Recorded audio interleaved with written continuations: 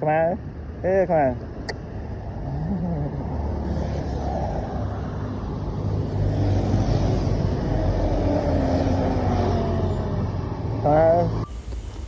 Sưu đây ông bố là ngày nayខ្ញុំនាំឆ្កែខ្ញុំមកខ្មៅនឹងឆ្កែចិត្តទីក្រុងឲ្យវាទៅរស់នៅស្រុកខ្សែជិះតាមខ្នល់ជាតិឆ្កែនេះវាអត់ដែលឃើញឡានធ្វើម៉ូតូអីវាភ័យដែរហ្នឹងបងហើយដោយសារផ្ទះខ្ញុំនឹងអត់មានឆ្កែទេផ្ទះប៉ាខ្ញុំនឹងអត់មានឆ្កែធំឯមន់អីនឹងឆ្កែគេស៊ីអស់ហើយដោយសារមានឆ្កែអញ្ចឹងយើងយកនេះឲ្យទៅចាំផ្ទះទៅដូរយកអាទូចនោះមកវិញហើយជិះពីនេះទៅដល់ផ្ទះខ្ញុំនឹងចូល3ម៉ោងជាងជិះកុងទ័រខ្សែឥឡូវខ្ញុំថតទស្សនវិជ្ជាខ្ញុំទាំងស្រុងជាមួយនឹងអាឆ្កែខ្ញុំនឹងឥឡូវវាចេះជិះម៉ូតូល្មមដល់ពេលឲ្យវាជិះចូល2ម៉ោងវាខ្លាចធ្លាក់វាដែរនឹងវាមើលមុខរហូតហៅមុខវារហូតកុំឲ្យថាគ្នាភ័យអត់ធ្លាប់អីចឹងបងប្អូនដោយសារខ្ញុំធ្លាប់បរៀនវានៅផ្ទះនេះដែរតែជិះក្នុងភូមិអត់សូវឃើញឡានឃើញម៉ូតូដល់ពេលជិះខ្នល់ជាតិគ្នាគេចូលលោទៅហើដែរនេះដល់ទស្សនភាពដល់ភូមិខ្ញុំវិញធម្មជាតិខៀវខ្ចីអីហ្នឹងហើយឥឡូវបងប្អូនទស្សនាទាំងអស់គ្នា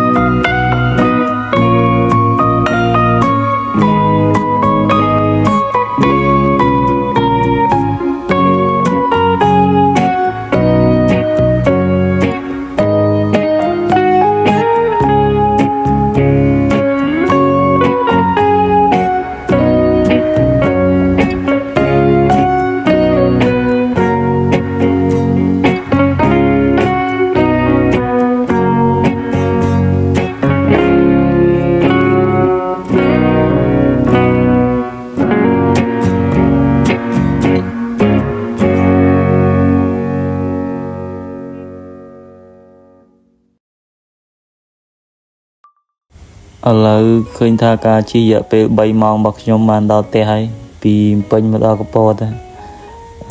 នេះដល់ផ្ទះបងស្រីខ្ញុំមានឆ្កែ2គេចាំទទួលតែអា2នេះមិនស្រួលទេញ៉ៃខំដោយសារវាស្គាល់ខ្ញុំលើម៉ូតូនេះវាខ្លាចគេដែរណាវាទូជាងគេតែអា2នេះមកតាមទទួលអានេះអ៊ំ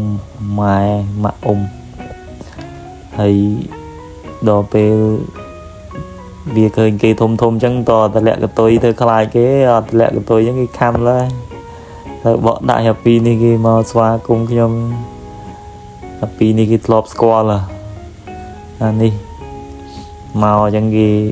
សួរសុខទុក្ខគ្នាឥឡូវខ្ញុំធ្វើការដឹកវាពីផ្ទះបងស្រីខ្ញុំទៅផ្ទះខ្ញុំទៅផ្លូវលិចទឹកដល់ភ្លឺថាលិចទឹកដើរតាពាក់ស្បែកជើងនឹងដើមកើត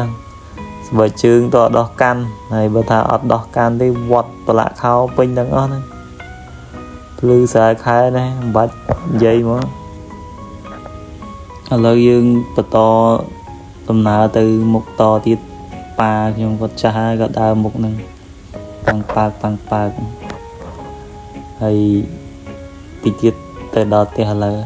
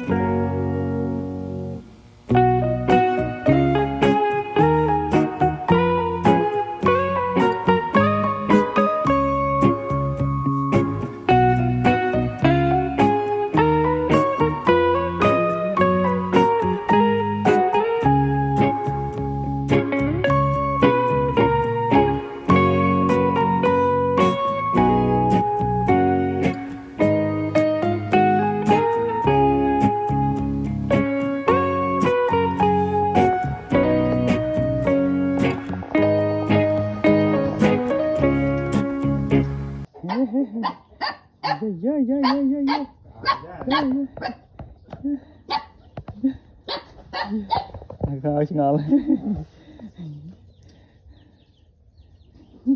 ដល់ទីឲ្យបងប្អូននៅអាពីរនោះគេអត់ស្គាល់គេតាមមកពូ